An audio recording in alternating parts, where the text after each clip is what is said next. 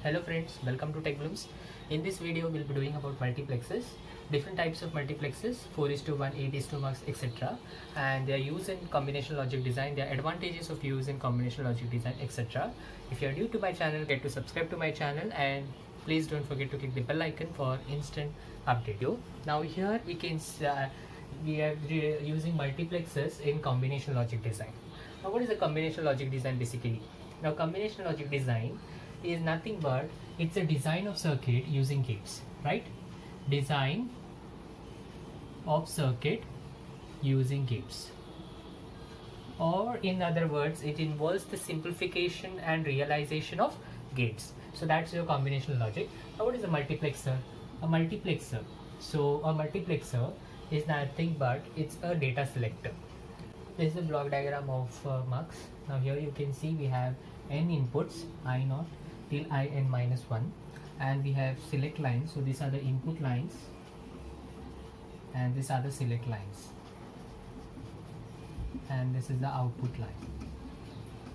As we can see here, we have n inputs and n select lines and one single output. So multiplexer is also called as a data selector.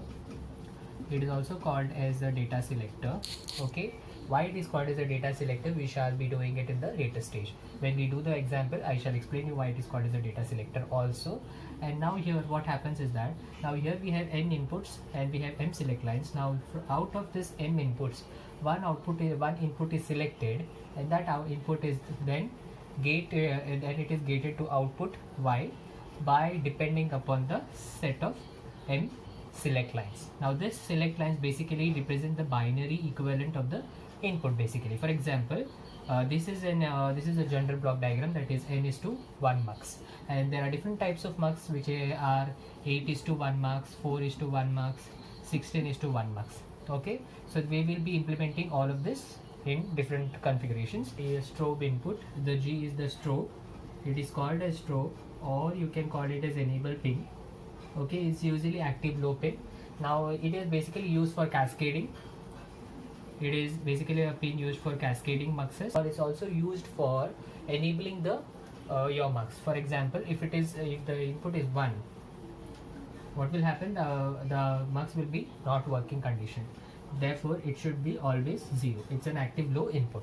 Therefore, you can see a bubble has been placed here. So this is the basic working how the mux works. So let's look at the implementation by using 4:1 mux. So here is the mux, right? It's the 4:1 mux with 4 input lines, that is I0, I1, I2 and I3, and one single output y, and we have two select lines S0 and S1. So we shall derive and truth table for this and output expression by, and then design using combinational logic, that is using gates. So let's draw the truth table. We have first input is the enable pin, that is also called as strobe, so G. Then we have S0, S1 and output Y. Since it's the two inputs, we'll have 4 combinations, 0 0 0 1 1 0 1 1. Okay, and we have output, that is Y. We have to decide it now. Now here whenever your enable pin, now enable pin here is an active low pin. It's an active low pin. Whenever you give it 0, then only your activation will take place. So I shall give it 0, so that my 0 0 is available at the output. So whenever your select lines are 0 0, your I naught will be placed at the output. So your I naught will be selected. So data selected is I naught. So I naught will be there. So whenever your inputs are 0, then only all the input combinations will be working. So 0 1, it will be I1. This will be I2 and this will be I3.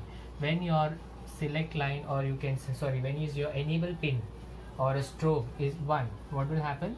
Here, irrespective of this, your output will be 0. You will not get any output at there is no working. Basically, it is inactive. You are not activating your mux, so your output will be not visible. That's the truth table of this 4:1 mux. Now we have to derive an expression for y. Now y will be equal to I0 into S0 bar and S1 bar plus I1 S0 S1 bar plus I2 S1 S0 bar plus I3 S1 S0. So this is an expression for your 4:1 marks. Now this expression we need to realize using gates. Now this expression can be realized using 4 AND gates. 1, 2, 3, 4 AND gates and 4 AND gates and 1 OR gate. So let's do that. The expression of 4:1 marks combination logic gates. Now we require 4 AND gates. That's why I've drawn 4 AND gates. 1, 2, 3, 4. So first one is I0 into S1 bar S0 bar. So you can draw it like this. S1, when you apply NOT gate, you will get S1 bar, and S0, after applying NOT, you will get S0 bar. So first it's S0 bar, S1 bar. So take S1 bar and S0 bar. So the output here will be I0, S1 bar, S0 bar. So similar case here, it will be S1 bar. So it will be here S1 bar and S0 it is. So this will be I1, S1 bar, S0. In the similar manner, here it will be S1 and S0 bar. So it will be I2, S1,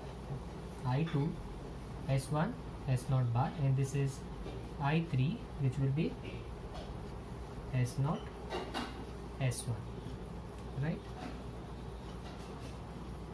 S0, S1. Now you have to give enable pin to all the NAND gates so that it is activated. So I have done G, you have given NOT, so you will have G bar. Okay, your output, it is an active low pin, so you have to give it 0, then it will be 1. So that 1 is to be given to all the inputs of the NAND gate.